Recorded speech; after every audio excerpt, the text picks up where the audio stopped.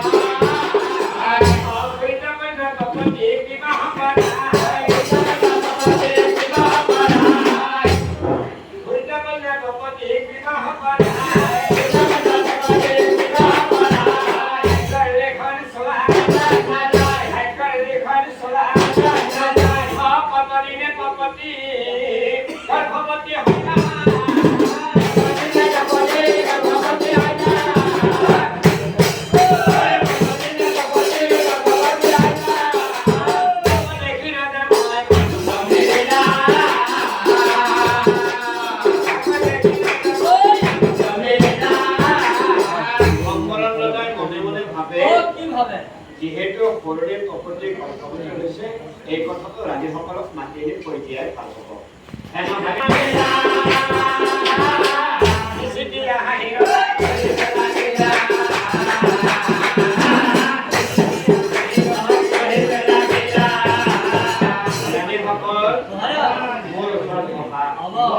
আজি তোমালোকক এটা মই ভাল কথা কওঁ কি কথা জানা আমাৰ পৌৰাণিক প্ৰকৃতি গৰ্ভবতী হয়েছে কথা শুনে আমি কৰে জন্মৰে পাৰি না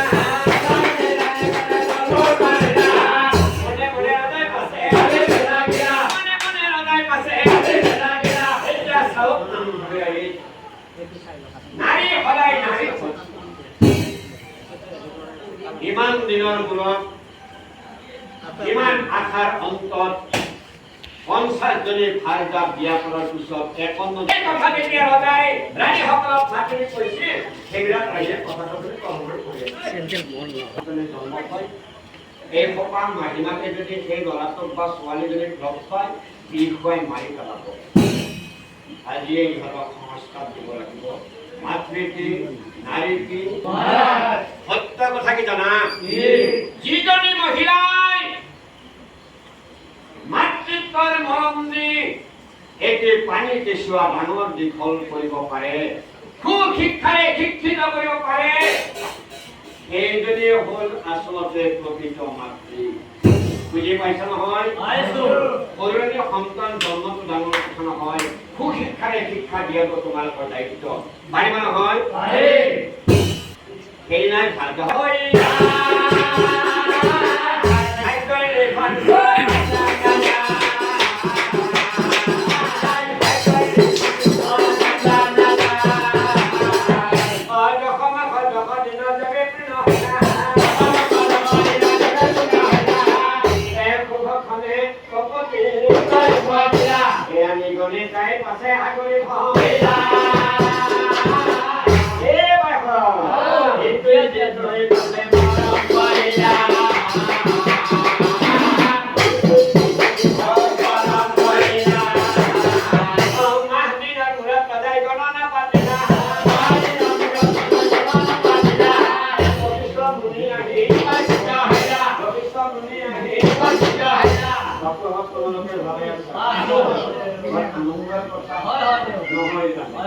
তুমি ভালে আছো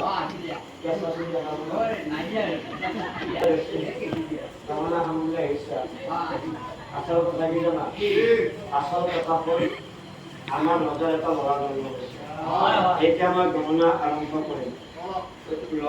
ল'ৰাৰ মাতৃ কোন জানা সূৰ্যৰ কন্যা গতিকে দেৱংশত জন্ম বুজি পালা গতিকে ইয়াৰ গণনা কি হ'ব জানা জন্ম মুহূৰ্তত চন্দ্ৰ আছে চলি কিন্তু দেখাত ধুনীয়া হ'ব তাতকৈ ডাঙৰ কথা কি জানা মহা শক্তিমান হ'ব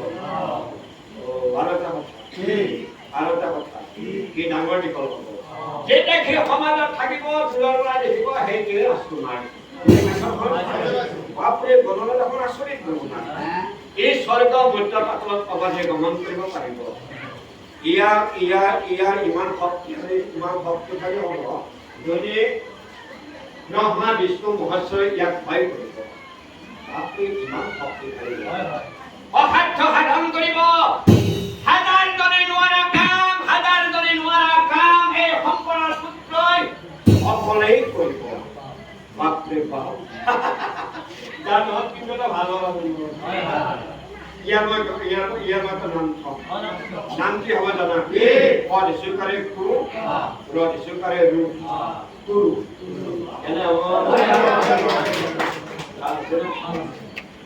এক কুৰুৰ পুত্ৰ আছে বক্ষিষ্ঠৰা হে পুত্ৰ